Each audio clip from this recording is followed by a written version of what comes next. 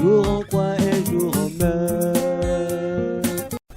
Ce moment de la parole, en lui demandant de nous disposer également pour ce moment, de nous donner la capacité de comprendre la parole de ce matin et de la saisir.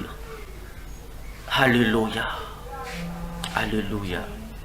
Non, non, non, jamais ne passera.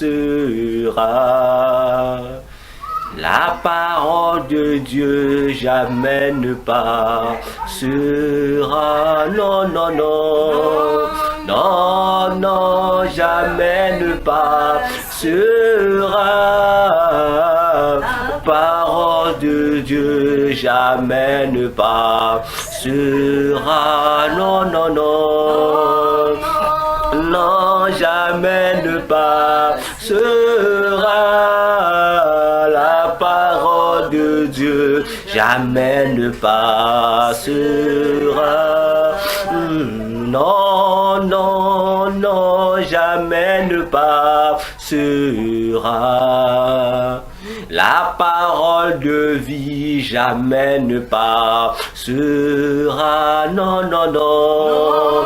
Non, non, jamais ne passera. La parole de Dieu jamais ne passera. Non, non, non, jamais ne passera. La parole de Christ jamais ne passera. Non, non, non. Non, non, jamais ne passera. Oh, la parole de Dieu jamais ne passera. Non, non, non. Non, non, jamais ne passera. La parole de Dieu jamais ne passera. Les prophéties passeront un jour, c'est vrai. Même les miracles aussi passeront un jour, vrai. Mais la parole de Dieu jamais ne passera. La parole de Dieu jamais ne passera. Non, non, non. Non, jamais ne passera. Oh Jésus, parole de Dieu jamais ne passera. Non, non, non. Non, non, jamais ne passera. La parole de Dieu jamais ne passera. Lilo banazame koki kole kate. Lilo banazame koki kole kate. Non, non, non. Oh, ta parole est force et vie, Jésus. Oh, ce matin, Seigneur, nous voulons partager ta parole, Seigneur, afin que cette parole, Seigneur, puisse nous régénérer. Que cette parole, Seigneur, puisse nous raviver. Que cette parole puisse ouvrir nos yeux au prodige des mystères du ciel, Seigneur. Car cette parole a été donnée sur la terre. C'est pour notre joie. C'est pour notre bonheur. C'est pourquoi ce matin, Seigneur, je prie.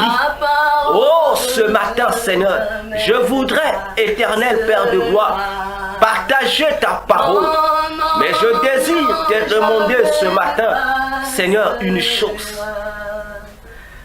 Seigneur, je veux, fais-moi bénéficier, Seigneur, Père de gloire, la grâce que tu as donnée à un serviteur. Oh Dieu, ton serviteur Yves Adjani, Seigneur, fais-moi bénéficier de sa grâce. Seigneur, je veux palper cette grâce ce matin au travers de cet enseignement, Père éternel. Oh Dieu, car ce que tu montres est merveilleux et j'aimerais en goûter, Seigneur, que ce matin, Seigneur, que tu sois honoré, Que ce matin, Éternel, que cette onction particulière agisse, que je m'efface et que gloire soit rendue à toi seul. Donne-nous ce matin, à nous aujourd'hui et à ceux qui suivront cette parole, Seigneur. Père, plus tard, Seigneur, l'esprit de la compréhension, l'esprit de la révélation. Oh Dieu, nous avons ainsi béni ce temps de la parole et que tout entendement soit soumis, Seigneur, à ta présence maintenant et que toute puissance contraire soit vaincue au nom de Jésus. Seigneur, nous disons Amen et nous acclamons ta parole parce que tu es digne, parce que tu es fidèle. Alléluia, alléluia. Béni soit ton nom, Jésus. Alléluia. Bien-aimés dans le Seigneur, bonjour. Et ce matin, nous sommes dans la joie de nous retrouver encore autour de cette table afin de partager la parole de Jésus. Et j'espère aussi que dans l'amour du Seigneur, nous nous portons tout ça bien. Alors, c'est toujours moi, le docteur Véracité KTN, et ce matin, nous allons poursuivre avec l'enseignement du dimanche, la communication. Entre parenthèses, la communication divine. C'est un thème que nous avons commencé à parler, qui contient plusieurs parties. Nous avons beaucoup parlé et nous avons commencé, il y a de cela un certain temps, un sous-thème dans ce thème sur la communication. Et notre sous-thème que nous avons débuté, c'était les archives du ciel. Et le dimanche passé, nous avons fait comprendre que il existait au ciel des archives. C'est-à-dire que le ciel n'était pas seulement un sanctuaire, un lieu de culte, mais également toute une administration. C'est-à-dire qu'au ciel, on ne se limite pas seulement à la prière, on ne se limite pas seulement à l'adoration, on ne se limite pas seulement à la réjouissance qu'il nous offre, mais il existe également des endroits où tout ce qui est fait, tant au ciel que sur la terre et partout dans tous les univers, sont notifiés pour être enregistrés et enregistrés pour un but précis, soit pour être bonnement récompensé, soit pour être bonnement mal récompensé. Voilà ce que nous avons dit et nous avons fait comprendre cette réalité sur les moyens d'enregistrement des informations.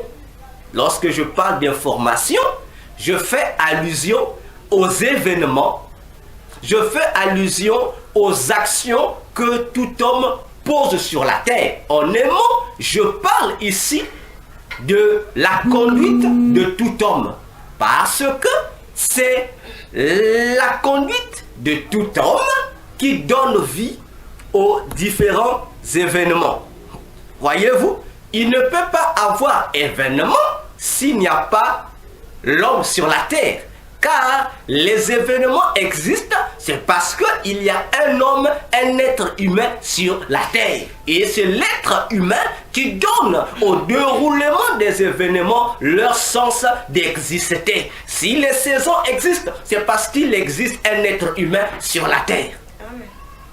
Voyez-vous? Et nous avons dit, vous allez voir qu'aujourd'hui, sur le plan humain, les hommes ont commencé à utiliser les moyens de stockage d'informations, les moyens de capture d'informations. Cela a commencé avec la photographie. Et après la photographie, on est allé aux caméras et à partir des caméras, on a créé aujourd'hui les satellites que vous et moi nous connaissons. Donc, en un mot, ce qu'on peut appeler, on appelle couramment les appareils cinématographiques ont pour base la photo. Voyez-vous? Or, lorsque vous lisez la signification même du mot photo, la signification du mot photo, c'est un mot grec. Et en grec, photo veut simplement dire lumière, tout court. Donc lorsqu'on parle de la photo, en grec c'est phose. Bon, je ne sais pas si je prononce bien, c'est phose. Et ça veut simplement dire la lumière. Voyez-vous? Donc caméra, donc tout appareil électronique ou pas électronique qui permet la capture des images. En un mot, n'est rien d'autre que de la lumière. Or, lorsque Dieu dit dans Genèse 1, du verset 13 à 16, il dit, il a placé les luminaires au ciel. Il dit, pour que les luminaires puissent gérer le cours de l'histoire des événements des hommes. Attention, nous avons dit que cette création avait une portée physique, certes, mais au-delà de cette portée physique, il y avait également une portée spirituelle parce que au ciel, tout comme dans le monde de Satan, il y a tous ces appareils que nous connaissons là. En un mot, je résume ça par des caméras. Il existe au ciel ces genres d'appareils qui captent ce que nous faisons. Donc ce que fait les satellites, c'est ce que font également les appareils d'enregistrement des conduites des hommes au ciel. Bon, je ne touche pas le côté du diable pour le moment, mais je parle sur le côté du ciel. Voilà pourquoi on parle des archives du ciel. Alors, nous allons lire un verset pour introduire notre élément. Nous allons prendre Malachie chapitre 3 et le verset 16. Malachie chapitre 3 et le verset 16. L'Éternel, notre Dieu, dit ceci. Lisons la parole. Alors, ceux qui craignent l'Éternel ont parlé l'un à l'autre. Et l'Éternel y a été attentif. Et la ouïe, ou la ouïe.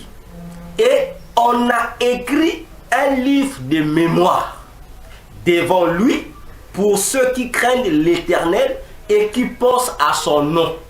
Parole du Seigneur. Vous savez, bien-aimés dans le Seigneur, chaque fois que je médite la parole de Dieu, je me dis que on n'a pas encore et on ne finira pas de lire la Bible. Jusqu'à ce que Jésus revienne, on ne finira pas de lire la Bible. Parce que chaque fois que nous lisons les mêmes versets que nous lisons 1000 fois, on découvre toujours quelque chose de nouveau dans ces versets. Voyez-vous, je me rappelle encore une fois, dans l'une de mes visites dans le monde satanique souterrain, le démon Shenron, qui était mon mentor, m'avait dit une phrase.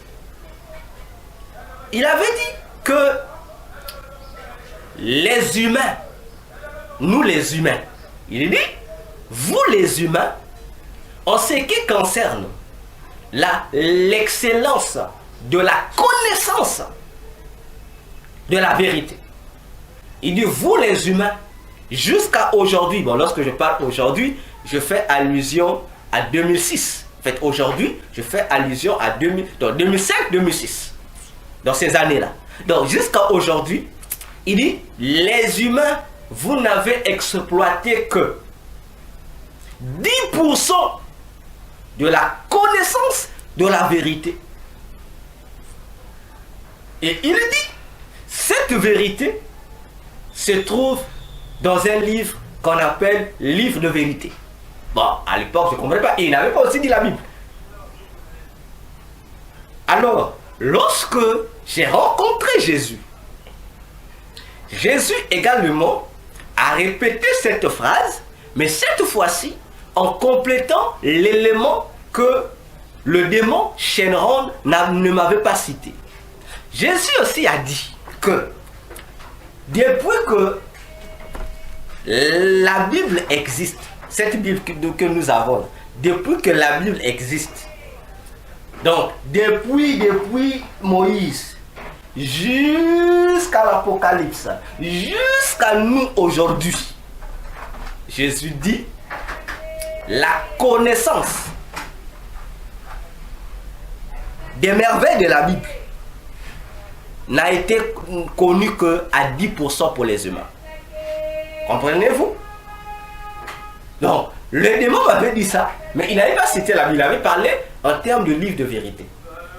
Jésus dit, donc les merveilles de la Bible, il dit autrement dit, les connaissances qui se trouvent dans la Bible. Jésus dit, jusqu'à aujourd'hui, il n'y a que 10% qui ont été exploités. 10%. Donc imaginons, bon, je ne sais pas si c'est 100% ou si c'est 1000%. Bon, prenons seulement la marge de 100%. Dans la marge de 100%, c'est jusqu'à aujourd'hui. On n'a que exploiter la Bible à 10%. Donc il nous reste 90%, non. Il reste 90% de la Bible qui n'a jamais été exploitée. Mais alors que nous avons toutes les Bibles. On lit tout, de Genèse à l'Apocalypse, on en a. Et on nous a même donné le Saint-Esprit pour nous conduire dans toute la vérité selon Jean 16, le verset 13. Mais comment on n'est qu'à 10%? Il y a un problème, hein? Parce que chaque fois qu'on lit un verset, on découvre toujours une certaine merveille. On découvre toujours une certaine merveille. Voyons-nous. Alors, au ciel, on fait comprendre ici par Malachie que lorsque ceux qui craignent l'Éternel, j'aime Dieu parce qu'il est précis, lorsque ceux qui craignent l'Éternel, ils parlent entre eux. Attention, ils parlent entre eux. On dit sont deux. L'un parle à l'autre. Ils se parlent entre eux. Mais on ne nous mentionne pas l'objet de la causerie. On dit seulement lorsqu'ils se mettent à converser. On dit l'Éternel au ciel prête son oreille pour être attentif à ce qu'ils vont dire. Je me pose la question que vous également, vous pouvez vous poser. De quelle conversation s'agit-il? Est-ce une simple conversation ou une conversation qui a attrait à la prière? Pour que l'Éternel y prête attention. À mon humble avis, je dirais que c'est la prière. Parce que cette portion de l'Écriture rejoint une déclaration de Jésus dans Matthieu 18.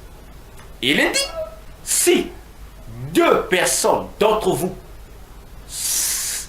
s'assemblent, s'ils s'accordent à demander quelque chose en mon nom, il leur sera donné. Or, pour que ce qui a été demandé en commun accord entre deux ou plusieurs saints en Christ soit obtenu, mais il faudrait que Dieu puisse écouter cette demande. Il faudrait que la dite demande parvienne aux oreilles de Dieu. Attention, aussi, non seulement parvienne aux oreilles de Dieu, mais Dieu doit y prêter son attention. Parce que ça peut parvenir à l'oreille de Dieu, mais Dieu n'y a pas prêté son attention. Donc il n'y aura pas résultat. Et Malachie nous révèle quelque chose que Dieu a prêté son attention. Et une fois que l'attention de Dieu y est prêtée, Dieu n'a pas dit un mot. Ce qui est beau, Dieu n'a pas répondu à ces personnes-là. Mais qu'est-ce que Dieu fait? Donc il y a un certain automatisme qui se produit. Dieu écoute et il agrée. Et pendant que le fait seulement que Dieu a exaucé la demande de ceux qui le craignent sur la terre, donc cet agrément de Dieu a déclenché tout un ministère des anges pour pouvoir consigner cette demande dans un livre. Réfléchissons. Et on précise un livre de mémoire. C'est comme j'ai l'habitude de dire que Dieu a pris ça, Dieu a mis ça dans le congélateur parce que il en aura besoin un jour. Voyez-vous? Donc, Dieu prend la demande, la prière qui lui a été adressée par ceux qui le craignent. Donc Dieu a exaucé, et l'exaucement de Dieu automatiquement, sans que Dieu n'y déclare une parole, sans que Dieu n'en donne un ordre quelconque, cet exaucement est directement devenu un ordre dans les oreilles des anges, sans pour autant que Dieu ne parle. Cet automatisme déclenche le service des anges. Et les anges ont écrit ça dans un livre de mémoire. Voyez-vous? Et ce livre-là, on dit, a été écrit devant le Seigneur. Et a été stocké quelque part. Et les endroits où on stocke cela, moi je les appelle les archives du ciel. Parce qu'il y en a plusieurs. Il y en a plusieurs.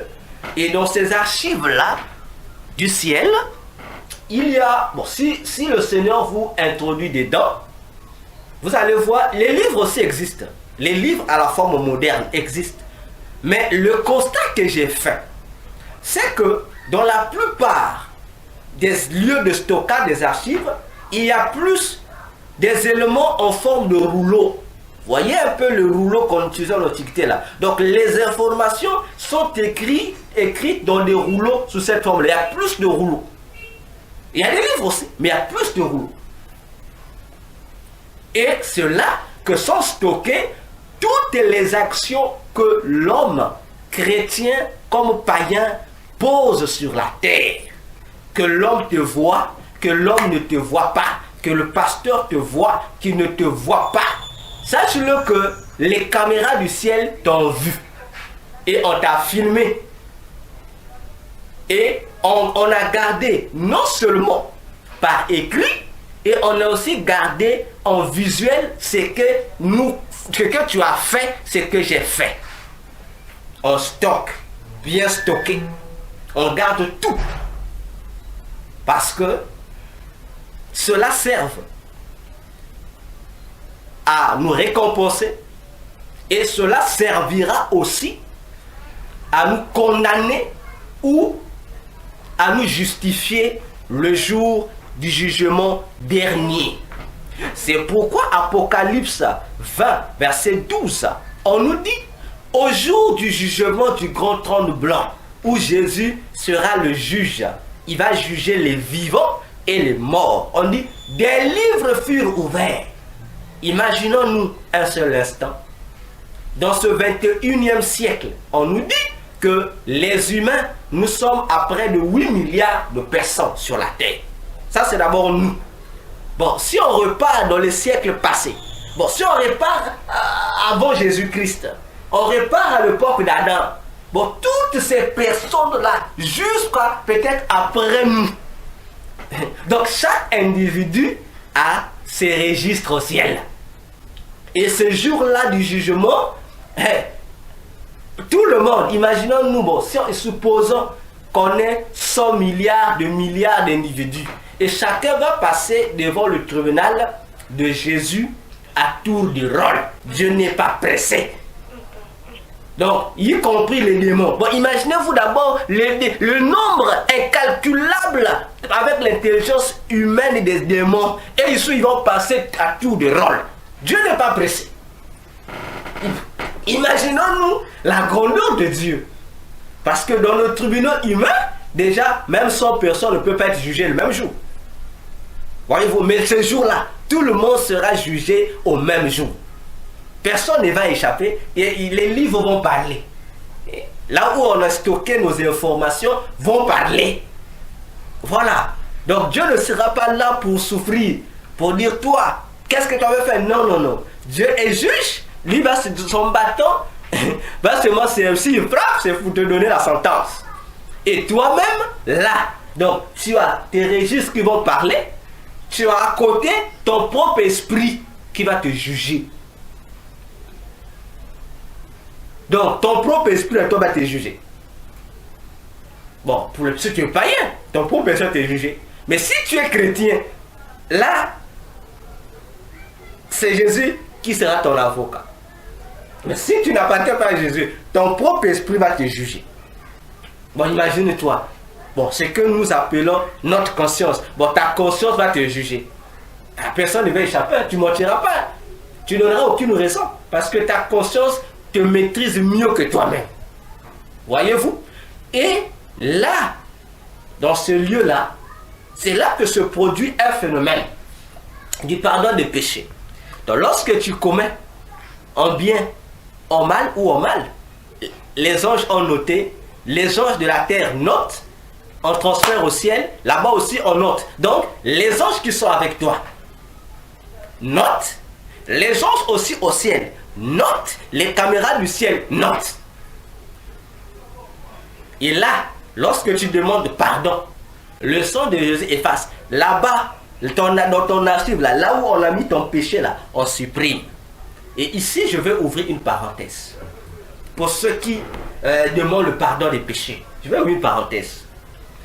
Apprenons à bien nous confesser.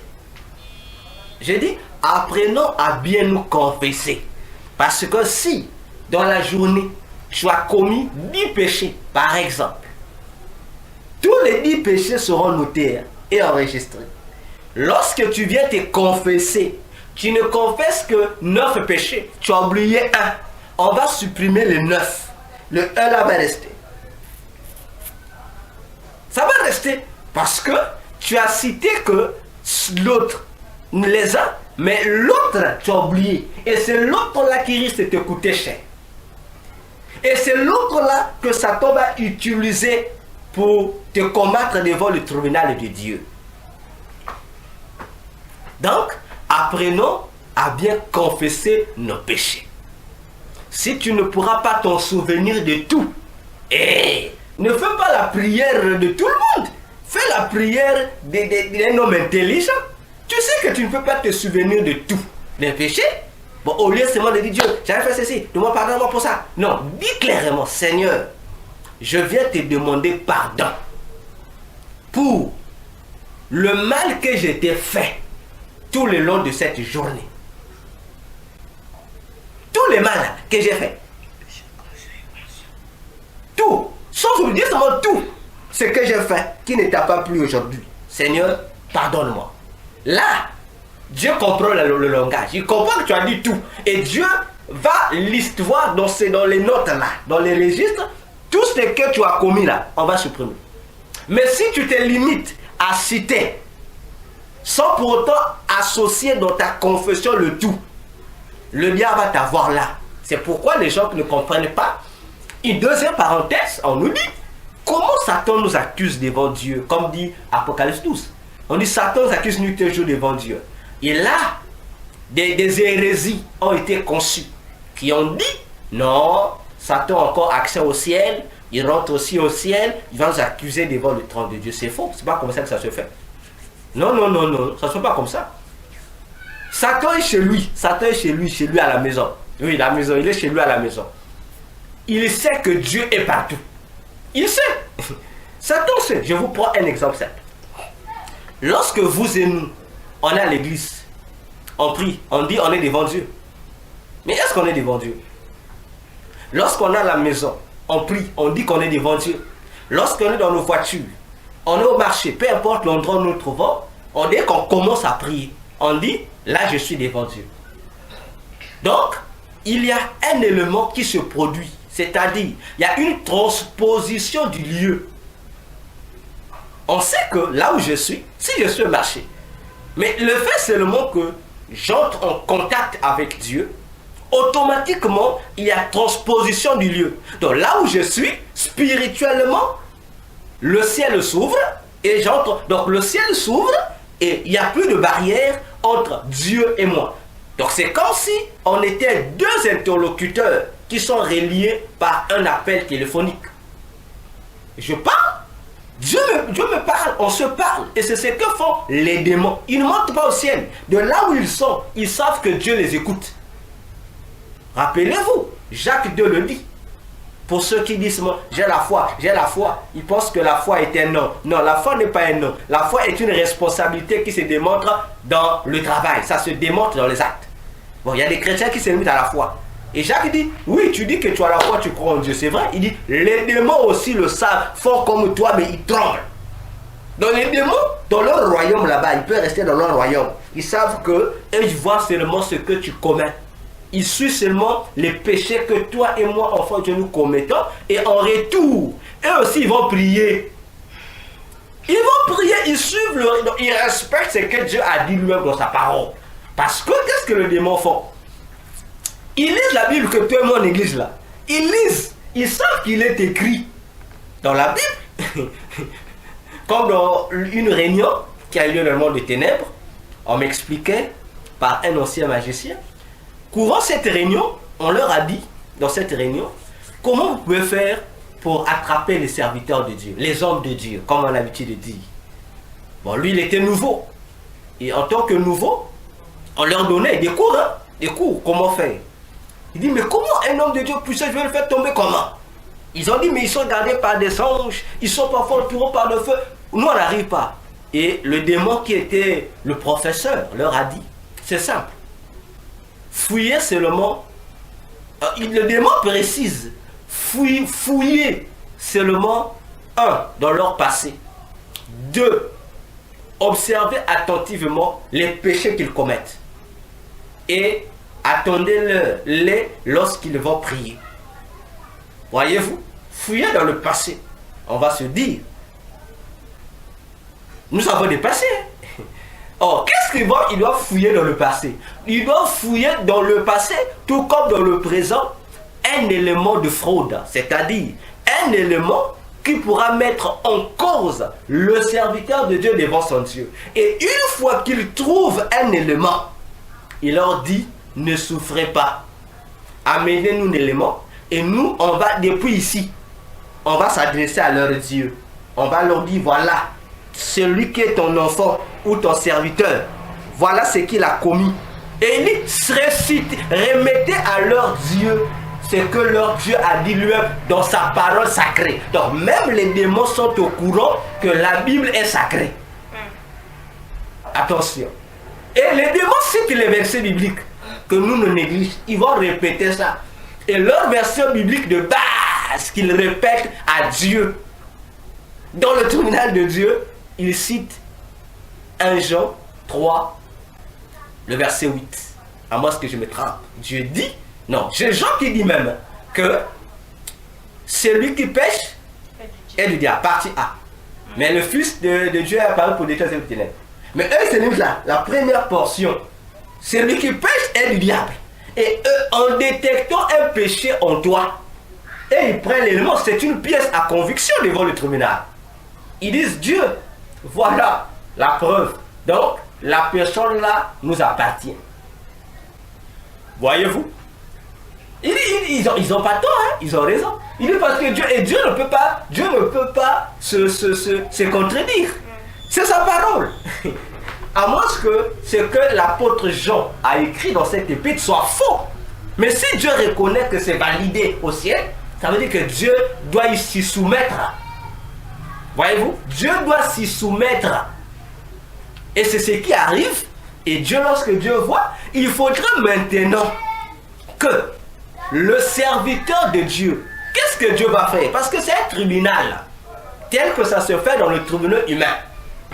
Le diable ou c'est un démon présente ses pièces à conviction à Dieu pour avoir la même mise sur tel enfant de Dieu ou sur tel serviteur de Dieu.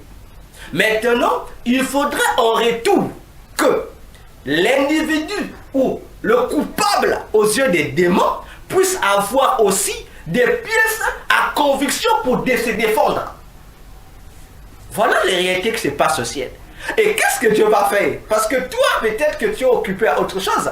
Alors, le Seigneur va te sensibiliser. Je vais vous expliquer. Il va te sensibiliser. C'est pourquoi vous remarquerez, bon, pour ceux qui sont attentifs, bon, moi j'ai l'habitude de dire, pour ceux qui sont sensibles spirituellement. Tu vas seulement remarquer, tu es quelque part, ou peu importe ce que tu fais, tu sens une conviction qui te dit, va prier. Et lorsque tu vas prier, la conviction là te ramène à quelque chose que tu as fait, ou tu as fait depuis le passé. Parfois tu avais même oublié, on va te le rappeler. Ça vient comme ça. Et parfois, si ça ne vient pas comme ça, tu sentiras en toi, l'esprit va commencer à intercéder au-dedans de toi par rapport à certains péchés du passé sans que tu t'en rendes compte. Bon, après, tu te diras, ah, mais j'ai prié, l'esprit m'a amené, j'ai prié dans les choses du passé. Tu ne comprends pas pourquoi tu es allé prier dans les choses du passé qui te concernent. Et là, tu pries, tu te confesses, tu demandes pardon. Parce que l'esprit, comme il nous aide dans nos soupirs inexprimables, le Saint-Esprit t'aide à entrer aussi en justice contre le démon ou les démons qui sont venus t'accuser. Pour que tu te justifies. Et quelle est ta justification? Ah, la justification va dépendre maintenant de ce qui sortira de ta bouche par rapport à ce que tu as eu à faire. Est-ce que le péché, l'un des péchés là qu'on présente là, c'est un péché qui avait déjà été confessé ou non confessé? Les choses spirituelles sont graves. Hein? C'est là le problème. C'est là qu'il y a un problème. Ce péché-là, qui t'englobe, qui n'a pas été confessé. Et c'est ce genre de péché-là qui nous prive de plus de certaines bénédictions. Dieu te donne d'autres bénédictions, mais d'autres, il ne te donne pas à cause de cet élément-là. Voyons-nous, c'est pourquoi la Bible nous demande, à chaque fois, on nous dit d'être toujours saint. Vous imaginez? On dit, sois saint, comme Dieu est saint. Donc, on doit tout faire pour ne pas avoir en nous des restes de péché. Donc, chaque fois qu'il y a un péché qui s'introduit en nous, ce péché doit être absorbé ou annulé par le sang de Jésus. Automatiquement, comme Jean l'a dit. Dans 1 Jean 2, verset 1 à 2, que si nous péchons, nous avons l'assurance que si nous confessons ces péchés-là, on est pardonné. Amen. Voyez-vous? Donc, le démon, s'il trouve que devant le tribunal de Dieu, le serviteur de Dieu n'a pas gagné, alors, là, Dieu va regarder, le démon, il a gagné, donc tu dois appartenir au démon. Maintenant, qu'est-ce que Dieu va faire? Comme il est le juste juge, il va donc te sanctionner. Il va te priver d'un bien. S'il veut, il te prive d'un bien. Mais s'il se fâche aussi, il trouve que ce péché est trop grave, il te livre au démon.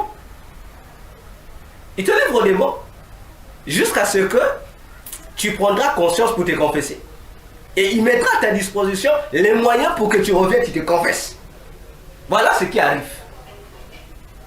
Voyez-vous? Voilà comment les choses arrivent. Et aussi longtemps que nous serons sur terre, ces accusations du diable vont continuer. Bon, parmi ces accusations du diable, il y a des vraies et des fausses. Il y a des péchés auxquels le diable nous accuse. Ce sont des péchés même pardonnés. Il vient, il t'accuse. Il cherche toujours, comme Satan pense qu'il peut tromper Dieu. Il va chercher dans ta famille. Il va chercher. C'est-à-dire, il y a des choses qui vont même t'énerver. Les choses que le démon font. Ça va t'énerver. Tu vas te dire, mais comment? Oui. Ils cherchent, ils peuvent même chercher dans votre famille. Il va chercher. Il va chercher si dans ta famille, bon, si ton gros-père ou ton père ou ta mère a eu à contracter avec le monde des ténèbres dans le sens de vendre sa famille. Ils vont te réclamer. C'est là que les réclamations existent. On dit un homme de Dieu peut pas être réclamé. Il peut être réclamé. Satan s'en fout que Jésus est mort pour toi ou pas. Lui, il cherche l'infraction. Parce que si ton grand-père ou tes parents ont sacrifié leurs enfants à Satan, mais logiquement, dans le tribunal physique, tout comme spirituel, on sait que toutes les descendances de cette famille ou de ces individus appartiennent au monde des ténèbres. Que tu reçoives Jésus ou pas, même si Jésus a annulé ça, eux dans leur tête, eux ils gardent toujours que tu les appartiens. Et voilà comment ils vont te réclamer. Voilà la guerre qui intervient. Dieu dit tu appartiens parce qu'il t'a racheté. Mais Satan dit même si t'a racheté, mais pour Satan, il ne te considère pas comme un prisonnier libéré, mais il te considère comme un rebelle. Voilà, comme un fugitif qui a fui la prison. Donc on doit te rattraper. Voilà comment Satan réclame les gens. Chrétien ou païen, il te réclame. Maintenant, le problème, c'est de ne pas laisser à Satan un quelconque avantage sur nous. C'est pourquoi il est important que chaque jour que nous nous révisons le matin, en fait tout le long de la journée, on doit se maintenir dans une sainteté irréprochable. Si tu sais que tu as failli, n'attends pas. Donc si tu pêches dans une minute, dans les 2 secondes qui suivent là, il faut que tu nettoies. Oui, il faut que tu nettoies pour éviter ce genre d'incident devant le tribunal de Dieu. Je ferme la parenthèse. Les archives du ciel. Nous l'avons dit dernièrement que ces archives peuvent te bénir tout comme ça peut te maudire. Même si ça ne va pas te maudire, mais ça peut te condamner. Condamner, Dieu peut aussi te bloquer. Oui, il te bloque par rapport à ce que tu as fait. Surtout si tu es un bien-aimé de l'Éternel. Je m'explique. Sur la terre, il y a tout le monde est chrétien. Mais parmi les chrétiens, il y a des hommes. Moi, je les appelle pas des individus. Il y a des individus qui sont des privilégiés aux yeux de Dieu. C'est-à-dire, ceux-là, Dieu ne les considère pas comme les autres enfants de Dieu. Donc ce sont comme des enfants, on peut dire humainement parlant, des enfants chéris de Dieu. Ceux-là, lorsqu'ils commettent, en tout cas, si c'est un autre enfant de Dieu, bon, Dieu peut être, comment on pourrait dire, bon, Dieu, humainement parlant, on peut dire, Dieu ne peut pas être regardant. Dieu peut facilement le pardonner. Mais toi, l'enfant chéri, tu commets, Dieu te sanctionne. Plus grave même. Je prends un exemple dans la Bible. Remarquez David. Dieu dit, il est l'homme selon mon cœur. Mais David a fait une faute seulement. Une faute. Imaginez-vous de toute sa vie. De toute sa vie, David. Une faute. Donc, depuis qu'il était jeune, jusqu'à cet âge où il a commis cette faute-là. En faisant quoi? En tuant Uri et en prenant sa femme. Voyez-vous? Imaginez-vous un peu. Depuis que tu es né, jusqu'à tu as atteint peut-être 50 ans, tu n'as jamais été indigne devant Dieu. Mais tu as commis seulement une fois. Bon, on pouvait dire, toi et moi, si on était à la place de Dieu, on dira, oh bon, c'est vrai, tu es fidèle, tu as commis, mais je te pardonne parce que c'est la première fois. Mais regardez ce que ça va coûter à David. Regardez ce que ça va coûter à David. Dieu va l'interdire, va le priver du privilège de construire sa maison.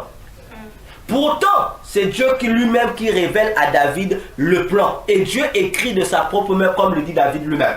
Dieu donne à David les plans. Mais pour la construction, Dieu le lui prive. Regardez comment Dieu fait. Il prive David de ça. On dit c'est grave. Dieu, comment ça? Oui, Dieu le lui prive. Dit, tu ne sais pas toi, Dieu donne à une autre personne. Mais Dieu n'a pas rejeté David. Hein. Non, il ne lui a pas rejeté. Il le garde. David se convertit, oui, il se demande pardon, oui. Mais le privilège est donné à une autre personne. 1. 2. Dieu tue l'enfant, le premier enfant de David avec la femme d'Uri. C'est-à-dire la maman de Salomon. Le premier enfant, Dieu tue l'enfant. Imaginez-vous. Troisièmement, Dieu va créer le trouble dans le royaume de David. Dieu va enlever la protection qu'il avait accordée à David pour que les fils de David puissent combattre David, prendre jusqu'au trône de David. Vous vous imaginez? Et David va fuir son royaume pour devenir un réfugié. Vous vous imaginez? David. Et plus tard encore, David va encore commettre une deuxième offense contre Dieu. Il va faire un dénombrement que Dieu ne lui avait pas autorisé. Parce qu'à l'époque, pour faire le dénombrement, c'est-à-dire aujourd'hui ce que nous appelons le recensement de la population, c'est Dieu qui lui donnait l'ordre. Mais David a cru que l'inspiration qui a soufflé dans son esprit venait de Dieu. Or, ça ne venait pas de Dieu. Même son garde du corps lui a dit, David, ce que tu fais là ne vient pas de Dieu. Il a dit, non, je suis l'homme selon Dieu. C'est Dieu, donc je fais. Mais lorsque Dieu s'est révélé, Dieu dit, David, ce n'est pas moi qui t'ai inspiré ça. C'est lui qui t'a inspiré ça, c'est le diable. Imaginons nos frères, David, souverain sacrificateur, selon l'ordre du Melchisédek, le bien-aimé de l'Éternel, prophète, roi en plus. Imaginez les privilèges que David avait aux yeux de Dieu. Mais Dieu lui dit, c'est Satan qui t'a inspiré, c'est pas moi. Et à cause de ça, David était privé d'aller adorer à Jérusalem. Ah oui, ah oui. Dans l'histoire d'Israël, David a été privé d'aller adorer à Jérusalem. Cela lui a été interdit. Parce que chaque fois qu'il allait adorer là-bas, au lieu qui était disposé avant la construction du temple, il y avait un endroit là-bas qui était réservé au culte où les gens allaient adorer. Mais à cause de ce crime-là, David était interdit. Donc chaque fois qu'il s'approchait pour adorer Dieu à cet endroit-là, il voyait l'ange de l'Éternel avec l'épée. Lui-même, il retournait. Et c'est là que David va changer le lieu de culte. Au lieu que ça soit à cet endroit, c'est David qui va amener ça sur la montagne de Gabaon. Parce que comme lui ne pouvait plus adorer là, parce que s'il insistait, l'ange devait le tuer. Donc il était obligé de changer d'endroit où il devait aller adorer. Voyez-vous, des choses que ça peut coûter lorsque Dieu t'aime. Vraiment, lorsqu'il te considère pas comme tout le monde. Ça doit nous interpeller à faire attention. On dira, oh, mais Seigneur, tel serviteur avait commis, mais tu lui as pas donné un tel châtiment. Mais moi, un petit seulement, j'ai commis Dieu. C'est ça Dieu. Plus tu es cher aux yeux de Dieu, plus tes sentences, tes châtiments aussi seront lourds. C'est comme ça. Voyez-vous? Donc, pour nous dire que là-bas, au ciel, on doit faire très attention. Le ciel n'est pas un jeu. Quoi que ça soit un jeu. C'est un jeu. En tant que c'est un jeu. Mais c'est un jeu difficile. C'est un jeu difficile. Voyons-nous. Alors, lorsque tu mourras, bon, comme les gens n'aiment pas mourir, je change. Je dis, lorsque tu auras l'opportunité d'expérimenter le ciel, si tu demandes, on te conduira là-bas, dans les archives du ciel, tu verras. On peut même t'amener dans certains endroits où tu demandes les noms des hommes de Dieu que tu connais là, les serviteurs de Dieu que tu connais sur la terre. Il faut leur demander là-bas. Et on va te dire, tu citeras un tel, on dit non, lui là non, lui là non. On va te le dire ouvertement, sans te cacher. Voyez-vous? Alors, je vais parler d'un fait, et puis je reviendrai sur les archives du ciel. Vous avez sûrement, peut-être ou pas encore, entendu parler de la notion du multivers. Sûrement. Bon, peut-être si vous suivez les films Marvel de science-fiction, actuellement, cette notion fait la lune dans ces films. On parle du multivers. Même dans certains dessins animés aussi, on en parle, le multivers. Et on vous dit, par des gourous, des médiums, des magiciens et autres, que nous existons dans plusieurs univers à la fois. On dit ça ouvertement. On dit, donc, le docteur que je suis ici, la Terre est une dimension, mais en dehors de la Terre, il y a d'autres dimensions. En fait, eux, ils ne parlent pas trop de planètes, ils parlent de planètes en forme de dimensions. Donc, je prends un exemple. On suppose que nous avons, oui, des milliards de planètes. Mais les plus connus, il y en a 9, hein, je pense 9, actuellement 9, oui. Les plus connus, 9. 9 planètes les plus connues, voilà. Donc, on suppose que il y a un docteur Condé, il y a un docteur Véracité ici, sur la Terre, et sur Jupiter aussi, il y a le même docteur qui est là-bas. Sur Mars aussi, il y a le même.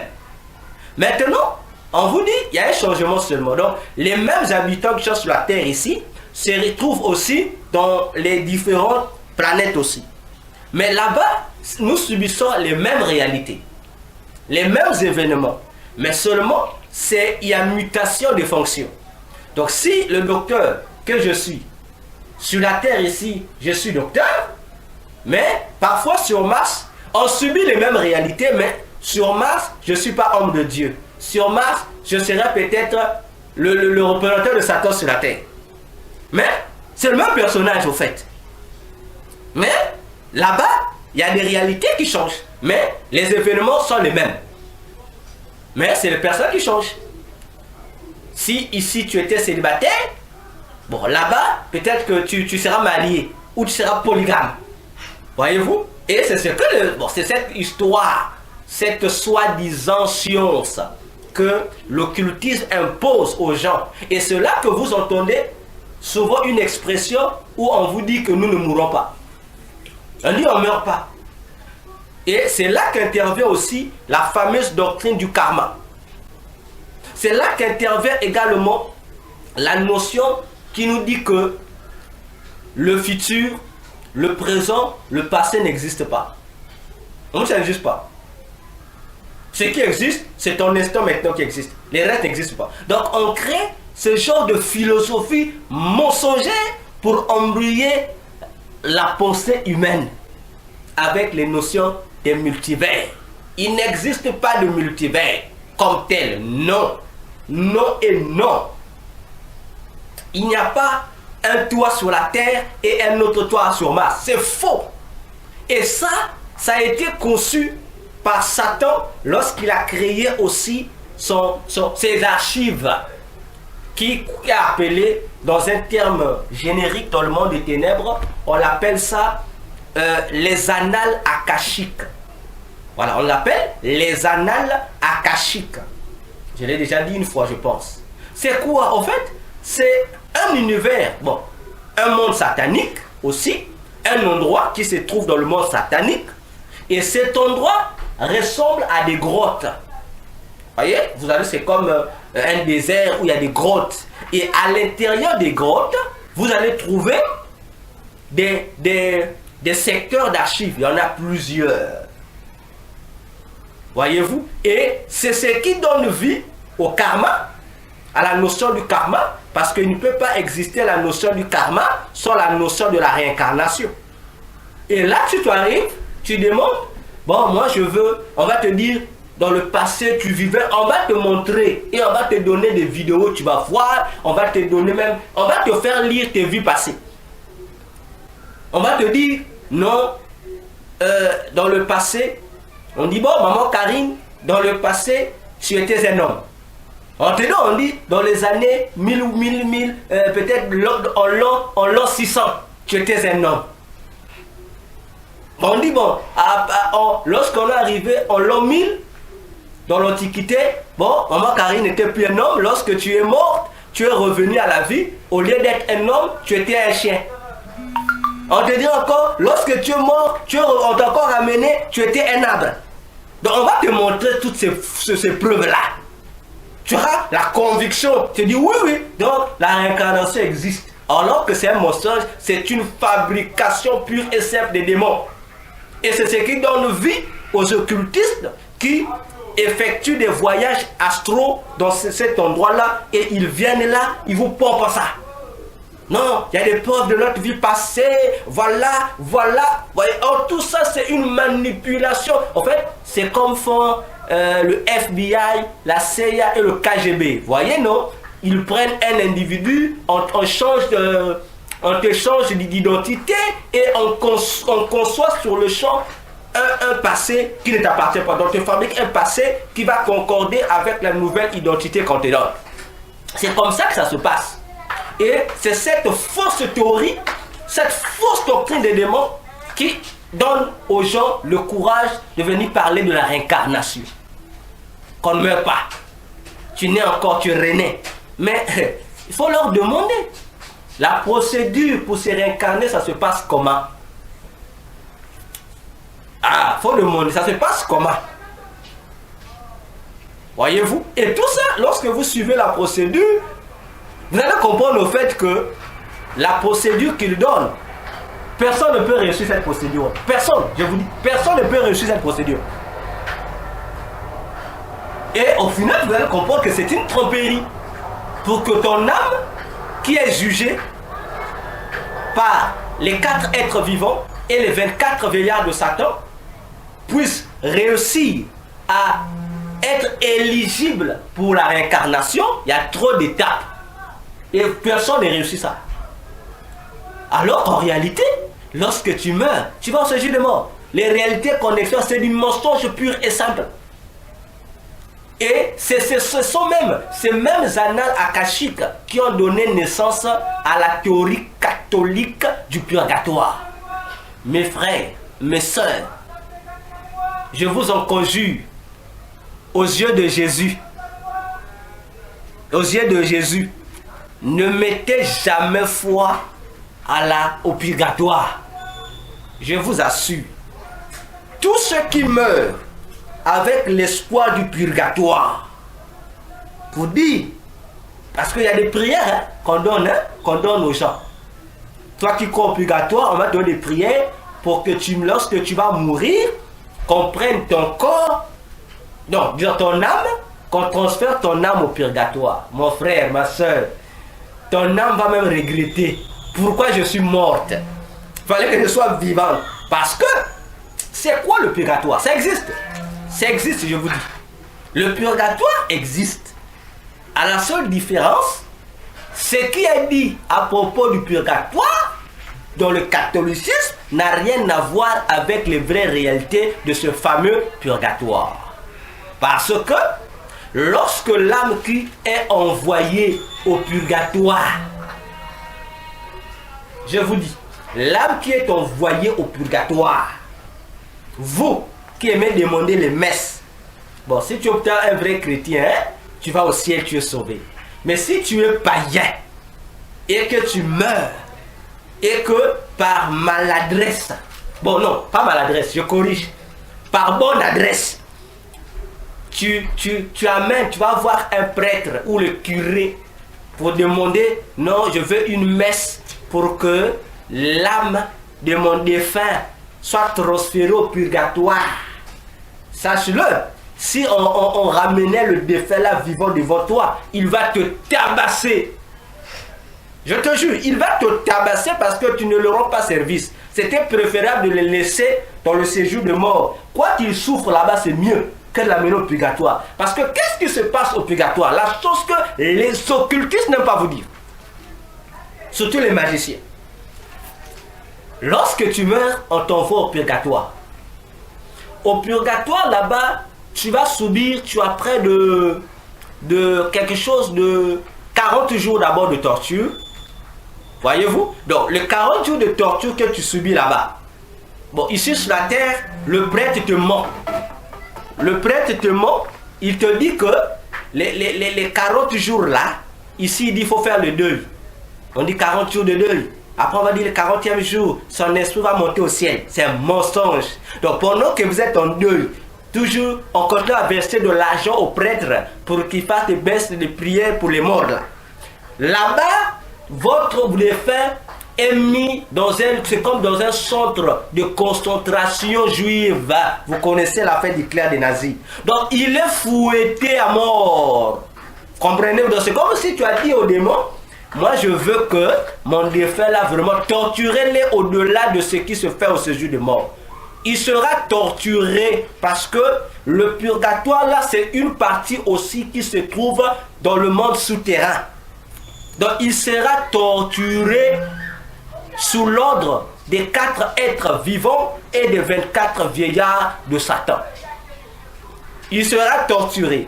Après cette torture de 40 jours, ici, le 40e jour, vous avez fêté sur la terre. Ah, nous sommes le 40e jour, l'âme de notre défunt ou l'esprit de notre défunt est allé au ciel. Et vous avez fêté. Mais là-bas, après le 40e jour, on le fera reposer un peu. Et il va subir ce châtiment-là pendant 40 ans. Imagine-toi. Pendant 40 ans, il va subir ce châtiment-là au purgatoire. Et après les 40 ans, on le renvoie au séjour de mort. Et s'il se fâche, il arrive aussi que, donc, au fur et à mesure que vous ici sur la terre, vous continuez à donner des sacrifices et des offrandes aux prêtres pour que votre mort dans le purgatoire soit à l'aise. Il arrive parfois les 4 êtres vivants de Satan qui ont mauvais cœur disent bon, au lieu de 40 ans, on augmente à 80 ans. Bon, imagine-toi, toi tu penses sur la terre, ce que tu fais c'est pour aider ton mort. Or, en réalité, tu l'enfonces dans le pire. Voilà ce que c'est le purgatoire. Même les magiciens, les démons eux-mêmes, les démons qui échouent à leur mission parfois, lorsqu'on les punit, on les envoie au purgatoire, ils refusent d'aller là-bas. Bon, maintenant, combien de fois, toi, l'humain, qu'on envoie au purgatoire? On appelle ça purgatoire. Et les humains écoutent, ils pensent de la purification. On dit, on va purifier votre défunt. On va les purifier. Après, on va enlever tous ses péchés. Après quoi, il sera expédié au ciel. Voilà le mensonge qu'on vous donne. Et vous allez même payer votre argent tous les jours pour que le défunt ait accès au ciel. Voilà pourquoi j'ai aimé le pasteur Yves lorsqu'il a enseigné en disant que ton âme repose en paix. Vraiment, je pense que c'est le vraiment là que tous ceux qui croient au culte des morts devraient s'interroger. Bon, surtout nous en Afrique ici, hein? Nous en Afrique ici, nous qui faisons le culte des morts, nous honorons les ancêtres. Si tu savais dans quel état se trouvait dans l'ancêtre, les cultes là, on ne fera plus ça. Voyez-vous? Donc, dans les annales akashiques, vous allez trouver ces informations sur votre soi-disant réincarnation, etc., etc. Et des grands mensonges comme ça. Voyez-vous? Parce que le monde spirituel contient des éléments qui nous maintiennent. Alors, parlons des univers, des multivers. Qu'est-ce qui se passe? Il faut que le chrétien en soit instruit. Parce que plusieurs faux prophètes ont introduit l'occultisme dans l'église. Lorsque tu vois un prophète, je dis, moi le docteur Véracité, moi je dis, j'assume ce que je dis. Lorsque tu vois un homme de Dieu prêcher, te dit, moi je ne prêche pas l'évangile, je prêche la spiritualité. Comprends que il est devenu un sataniste. Ce qu'il va vous prêcher là, ce n'est même pas la Bible, mais il vous prêchera de l'occultisme frais. Voyez-vous? Alors, bien-aimé, qu'est-ce qui se passe avec le multivers? Dieu t'a créé 3: corps, âme et esprit. Suivez-moi bien. Dieu t'a créé corps, âme, esprit. Pas plus. Alors, qu'est-ce qui se passe? La notion du multivers, c'est une manipulation qui empêche le chrétien de comprendre la vérité que je vais vous dire. Lorsqu'on te dit, tu existes ici et tu existes aussi là-bas, la conclusion, c'est pour te dire quoi? Si tu meurs ici, n'aie pas peur. Tu continues à exister quelque part. Et on va te renvoyer sur la terre. Non, c'est un mensonge. C'est un mensonge. Parce que ton corps, ton âme et ton esprit sont toi. Il n'y a que seulement toi. Maintenant, ton corps te représente. Ton esprit te représente. Ton âme te représente. Tout élément qui appartient à ton corps te représente. Tout élément qui appartient à ton âme te représente. Tout élément qui appartient à ton esprit te représente. Les éléments qui appartiennent, par exemple, à ton corps, tes cheveux te représentent, n'est-ce pas? Ta sueur te représente. Tes ongles te représentent. Ok? Les vêtements que tu portes te représentent. Pourquoi? Parce que ce qui fait que les vêtements que tu portes soient toi, c'est ta sueur qui colle ces vêtements. C'est pourquoi vous remarquerez que le monde des ténèbres, pour bloquer quelqu'un, c'est ce qu'on vous demande, non? Non, amène le cheveu d'un tel, amène ses ongles ou quelque chose qui l'appartient. L'effet seulement que tes empreintes touchent un objet, l'objet là te représente toi. Et le monde des ténèbres, lorsqu'ils vont prendre cet élément qui te représente toi, ils vont faire quoi? Ils vont, comme ça te représente toi, automatiquement, ils vont faire de telle sorte que toi, c'est-à-dire ta représentation apparaisse dans l'endroit où eux veulent t'enfermer. Voyez-vous? Donc, ils vont faire des incantations pour avoir une représentation de toi. C'est-à-dire une copie de toi, mais qui n'est pas toi. C'est juste un élément qui te représente à leurs yeux. Ils peuvent le mettre dans une prison. Donc le féticheur, auprès de qui on va pour que toi tu sois bloqué quelque part. Alors, qu'est-ce qui va se passer? Je vais éclaircir. Je suppose que ma femme, pour m'avoir comme mari, est allée consulter un féticheur. On lui a donné des gris. Bon, j'avais dit ça dernièrement. Le mot gris. Bon, ensuite, vous voyez les dictionnaires, on traduit ça par fétiche. Hein? C'est faux. Les gris ne veut pas dire fétiche, c'est le nom d'un démon et c'est le démon qui est adoré dans l'église qu'on appelle ministère du combat spirituel du couple Olangi. Vous voyez la représentation du fameux gladiateur.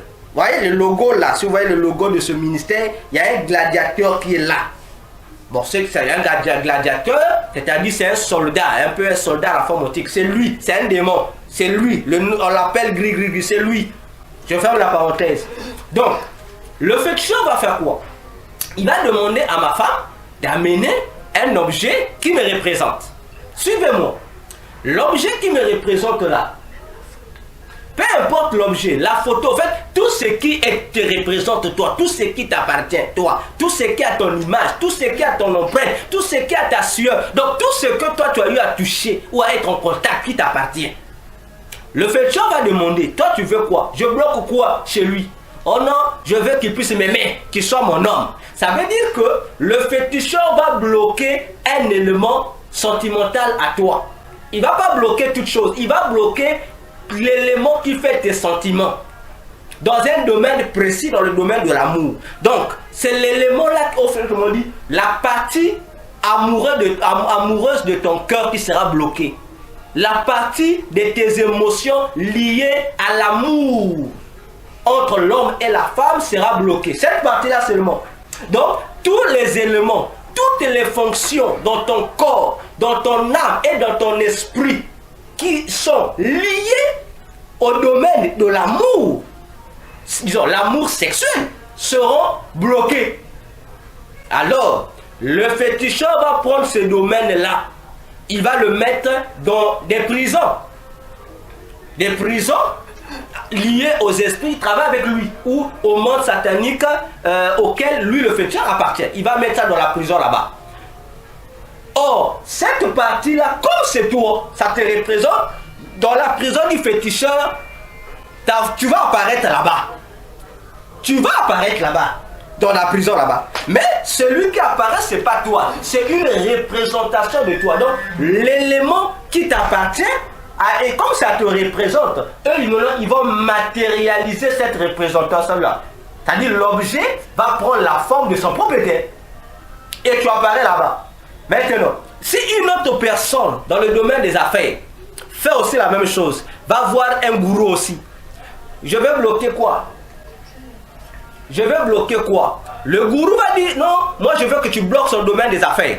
Le gourou va prendre la partie, ce qui est lié à tes affaires dans ton corps. Autrement dit, tout ce qui concourt à ce que tu fasses les affaires, c'est-à-dire le travail, il va bloquer aussi. C'est une autre partie qu'il prend, il met aussi dans sa prison. Et là où lui aussi va te faire une représentation. Maintenant, dans le monde des ténèbres, tu as déjà deux représentations de Dieu. Donc, tu es bloqué dans deux prisons. Et dans les prisons, ce sont tes représentations qui sont là-bas. Donc, celui qui ira dans le monde des ténèbres, qui est ignorant, il va te voir. Bon, on suppose que s'il y a 1000 personnes qui t'ont bloqué. Donc, l'ignorant, bon, le magicien ignorant, ou le sorcier ignorant, ou le cultiste ignorant, qui ira dans le monde des ténèbres, il va te voir dans 1000 prisons. Il te verra. Il va, oh, le pasteur Yves dans telle prison. Il te verra 1000, le pasteur Yves dans 1000 prisons. Alors, on va le mentir, on va l'amener où? On va l'amener dans les annales akashiques pour lui dire que le multivers existe. C'est la preuve que tu n'es pas un, que nous existons des milliers de fois. Alors c'est faux.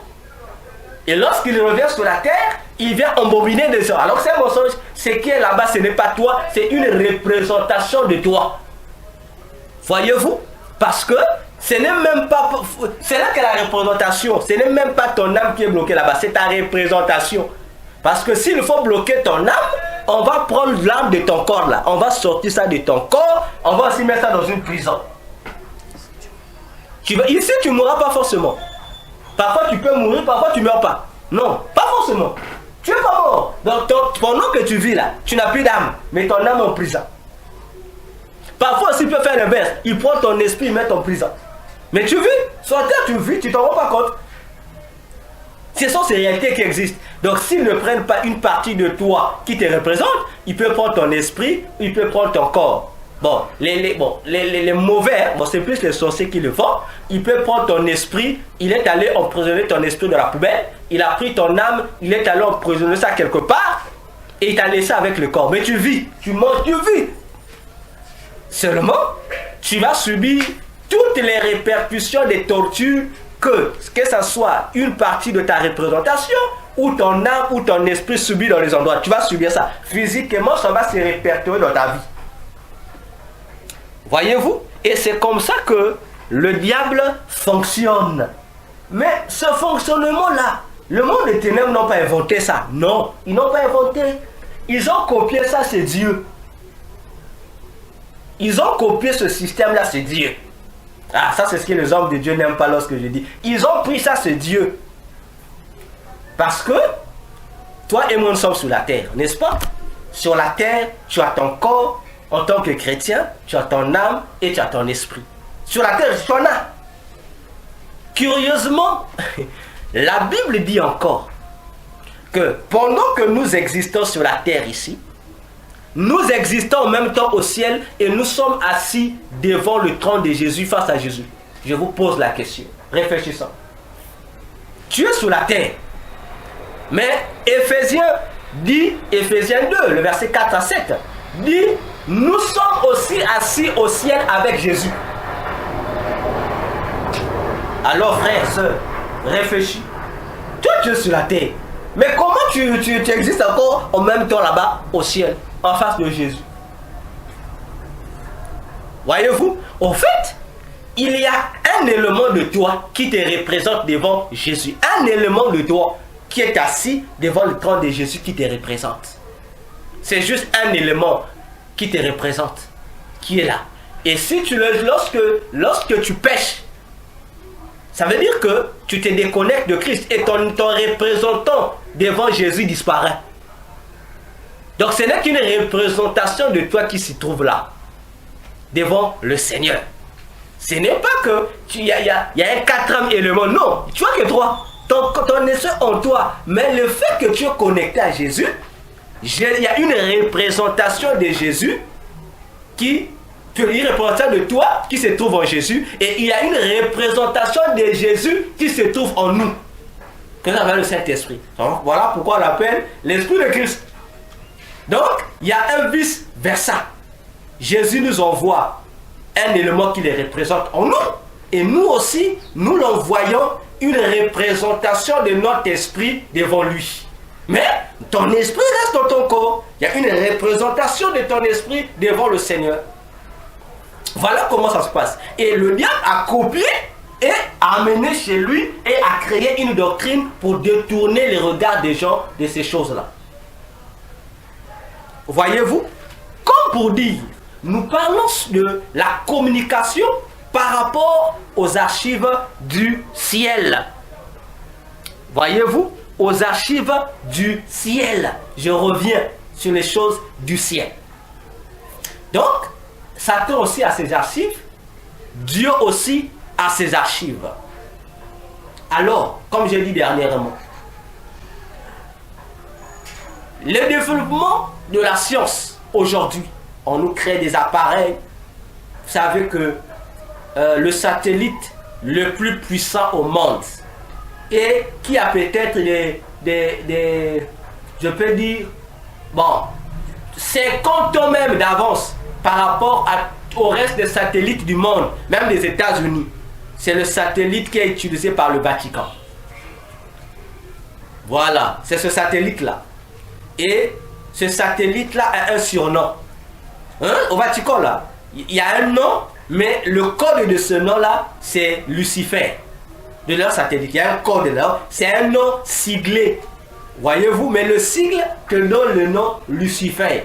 Et le satellite du Vatican détecte des choses que même le satellite le plus puissant au monde ne peut pas détecter. Imagine-toi, ils ont un écart de puissance de 50 ou plus d'années.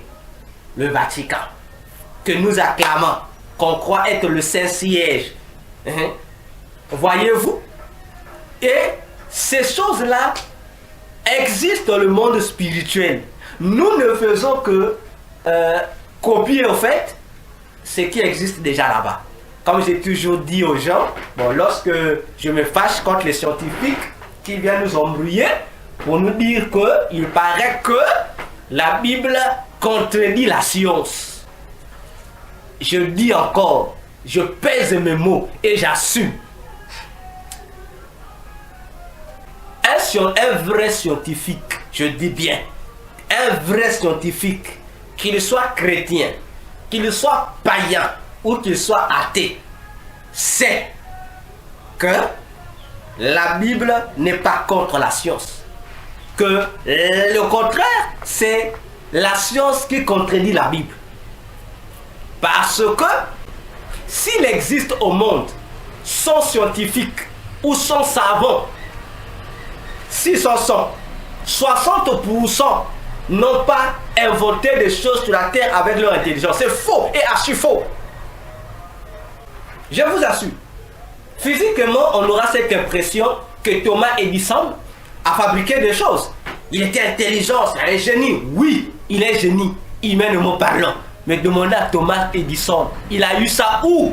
Là maintenant, les scientifiques ne disent pas. Demandez à Einstein ce qu'il a dit là, il a fait, il a trouvé ça comment?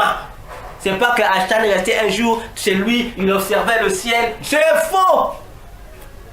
Ça, c'est la partie que les scientifiques occultes cachent. On n'aime pas présenter ça. Mais pourquoi? Soyons sérieux. Soyons sérieux. Les scientifiques, soyez sérieux.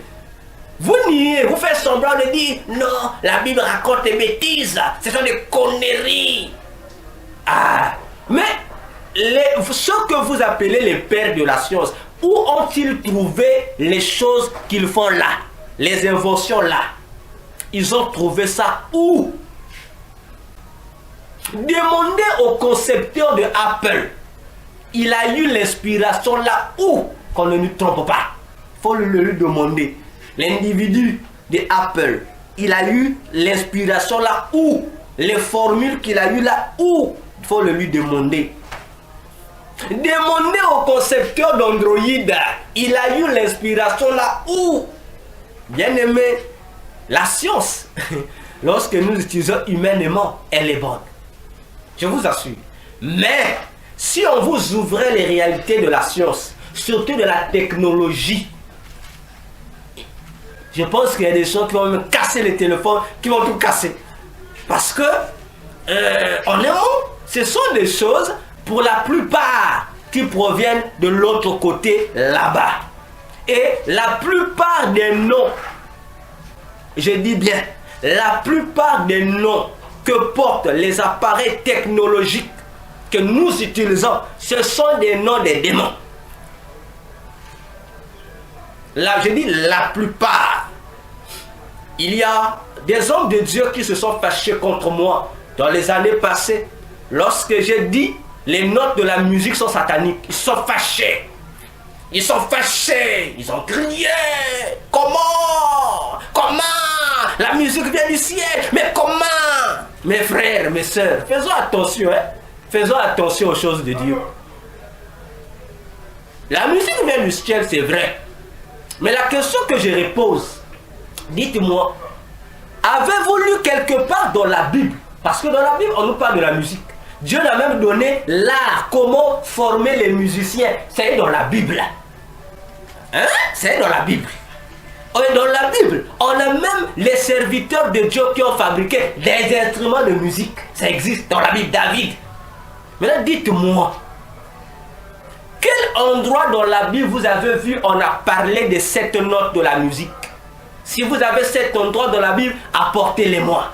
David qui fabriquait les instruments de musique, les fabriquait et les jouait. Il n'utilisait pas les 7 notes de musique, mais il utilisait la musique. Maintenant, d'où sort la notion des 7 notes de musique? C'est ça que non, madame? Do, ré, mi, fa, sol, la, si, do. C'est comme ça, non? Voilà. Maintenant, je vous pose, demandez au chantre. Si. Hein? Demandez au chantre. Do, ré, mi, fa, sol, la, si. Voilà. Demandez au chantre. On revient sur moi, do.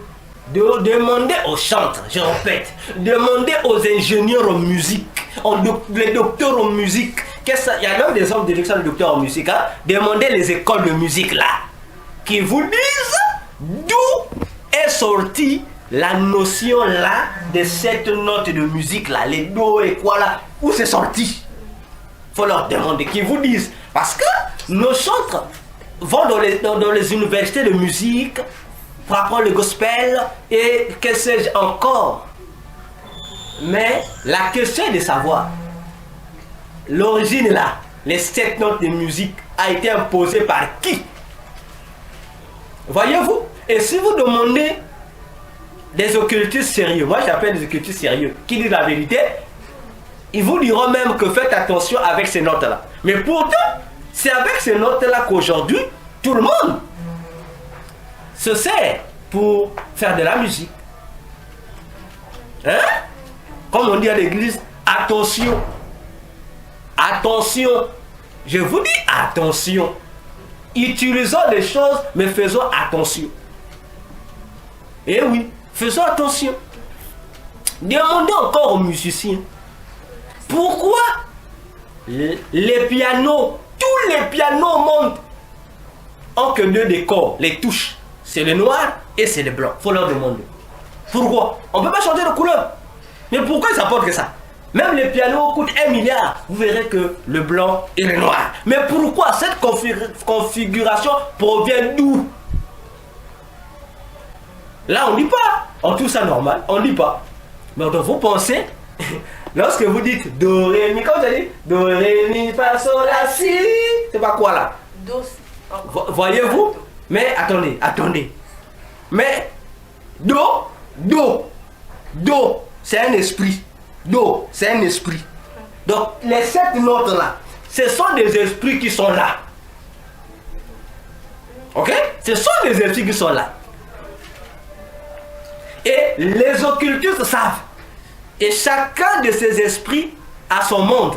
Ils savent. Mais nous, on utilise ça dans le sens physique. Mais en réalité, ça a non seulement ça n'a pas été conçu d'ailleurs pour nos usages physiques, non, ça a été conçu pour les usages mystiques. C'est comme je dis aux gens, la philosophie. Bon, on utilise ça dans la vie sociale, c'est bon, elle est bonne, hein?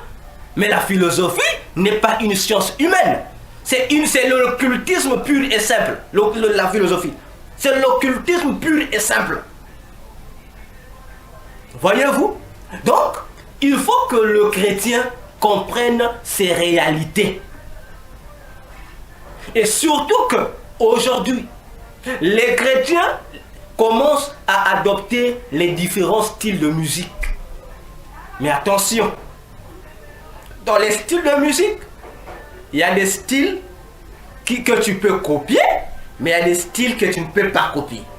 Donc si tu copies le style là, peu importe la chanson chrétienne que tu vas faire, je dis bien peu importe la chanson chrétienne que tu vas faire, sache-le que donc, lorsque tu fais ta chanson chrétienne avec ce style là, tu deviens automatiquement, sans mandat, sans autorisation. Donc le monde des ténèbres fait de toi automatiquement un musicien du diable, sans pourtant que tu ne te rendes compte. Et lorsqu'on dit ça encore, les pasteurs des églises qui aiment les châtres, c'est vache. Tu peux copier le zouk, c'est bien. Mais même si le zouk a une portée satanique, tu peux copier. C'est bien. Donc, il y a eu coupure au niveau de la connexion. Pour ceux qui nous suivent sur WhatsApp, il y a eu coupure et j'essaie de me joindre de rejoindre, de revenir, mais ça me refuse. Ça me refuse et j'ai pris mon autre téléphone, ça c'est le téléphone de madame. J'ai pris pour rentrer dans le groupe à partir de mon téléphone. Mon téléphone également s'est éteint, ne s'allume pas. Voilà, ça vient de s'allumer, mais ça me dit que mon réseau n'est pas. Bon, peut-être que Satan ne veut pas que ces choses-là soient entendues, mais nous allons poursuivre. Vous aurez le soin de suivre la suite sur YouTube. Alors, je disais, vous pouvez imiter le zouk. Quoique le zouk ait aussi une portée satanique, parce que le zouk en lui-même, même le mot zouk, même le zouk lui-même, c'est le genre de musique, le style de musique qui est joué pour glorifier ou rendre des cultes aux esprits des eaux. Je parle du zouk,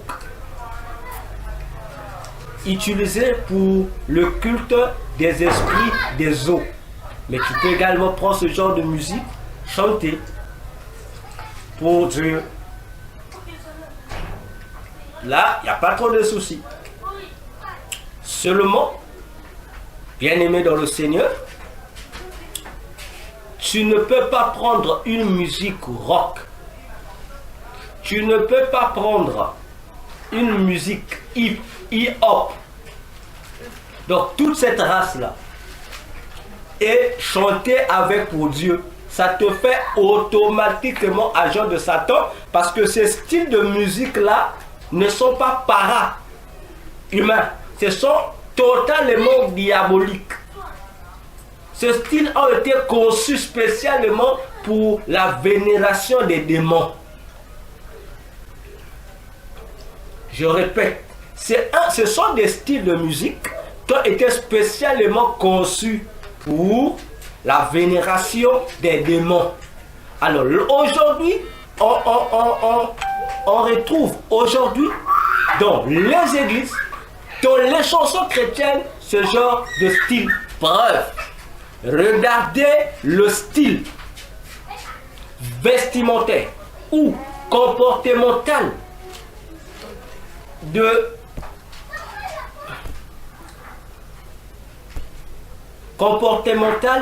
de tous ces chantres qui rentrent dans ce style de musique. Regardez vous-même et dites-moi, reflète-t-il l'identité des enfants de Dieu? Non. Voyez-vous? Non. Parce que l'influence qui est là, c'est une influence qui ne peut pas être convertie en Christ. Impossible. Voyez-vous? C'est quelque chose d'impossible. Et lorsque nous disons ces choses, les gens se fâchent. Comment ça? Comment ça? Mais aujourd'hui, le fameux style de musique que tout le monde appelle le gospel. Hein? Le gospel. Mais je prends la version. Bon, gospel, ça veut dire évangile, n'est-ce pas? C'est un style de musique. Mais le gospel n'amène pas les gens à Christ. Je suis désolé. Le style de musique qu'on appelle gospel, ça n'amène pas les gens à Christ. Non, ça amène les gens à être paganisés. Voyez-vous? Et pourquoi vous l'appelez ça gospel? Par rapport à quelle base? Vous nommez ça gospel, mais dans son fonctionnement, ce style de musique n'a rien en lui de gospel. Bon, ne voyez-vous pas qu'il y a, comment dirais-je, une confusion? Il y a une totale confusion sur les faits. Gospel, mais par rapport à quelle base c'est gospel? Regardez le chant du gospel, regardez-le. Pour dire, faisons attention, Église, parce que nos agissements, notre manière de faire, notre manière d'être, bien aimé dans le Seigneur, est l'élément fondamental qui nous définit dans les archives du ciel. Ici sur la terre, tu peux être acclamé et glorifié d'être un grand, mais pas au ciel. Pas au ciel.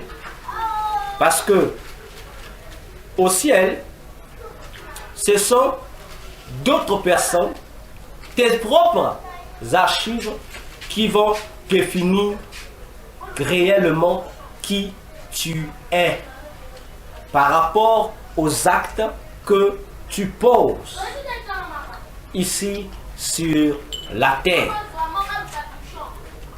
Et c'est l'élément qui doit grandement attirer ton attention et mon attention. Les archives du ciel, faisons-y attention. Ce sont des choses qui existent. Oui, faisons-y attention. Afin que lorsque tu marches, sache comment te conduire. Afin que tu saches, lorsque tu agis, comment agis-tu? Parce que si tu ne sais pas comment tu agis, comment tu fais, en faisant les choses comme tout le monde le fait, bien aimé dans le Seigneur, ça te coûtera cher. Je te l'assure. Ne suis pas l'ambiance de ton église, mais suis ce que la parole de Dieu te donne. Suis ce que la parole de Dieu te communique comme instruction. Insultez-moi comme vous avez l'habitude de le faire. Comme j'ai toujours dit aux gens, rendez-vous. Nous allons nous retrouver, pas au ciel. Rendez-vous pas au ciel, non. Pas au ciel. Mais rendez-vous devant la porte du ciel. Nous allons nous retrouver là. Et c'est là que, devant la porte du ciel, tu sauras que ce que le docteur Véracité KTL te disait, c'était un passeport pour toi, pour le ciel. Alors, bien-aimés dans le Seigneur, nous reviendrons pour parler des chansons. Il y a un enseignement que je réserverai spécialement pour la musique. Et nous y reviendrons et nous rentrerons à l'intérieur en long et en large. Et pour le dimanche prochain, nous parlerons sur les registres de Satan, les différents registres de Satan, qui vous permettront, lorsque vous priez, comment déchirer et connaître à qui tu as affaire. Ça vous aidera. Voilà. Nous en avons fini avec notre prédication. Que le Seigneur Jésus donne à chacun la force de pratiquer sa parole et de comprendre ces choses du ciel. Que Dieu vous bénisse. Nous allons prier le Seigneur, notre Dieu. Seigneur Jésus, tendre Père, nous te disons une fois de plus merci pour cette parole qui a été prononcée dans ce culte afin, Seigneur, d'édifier ton peuple. Ô Dieu, donne-nous la force de pratiquer cette parole. Donne-nous la force de doubler de vigilance pour ne pas tomber dans les méandres de l'ennemi. Ouvre notre entendement spirituel afin que nous soyons capables, ô Jésus, d'être inébranlables, parce que c'est le zèle de l'évangile qui nous rend inébranlables. Saint Israël, à toi l'honneur, à toi la gloire, pour l'éternité. Béni soit ton nom, Jésus. Merci de nous assister dans ce culte et que le reste de la semaine pour chacun de nous, Seigneur, soit béni pour la gloire et l'honneur de ton nom. Merci. Que le Jésus soit béni. Et nous vous disons Amen. Et je vous bénis et vous déclare à nous revoir à la prochaine.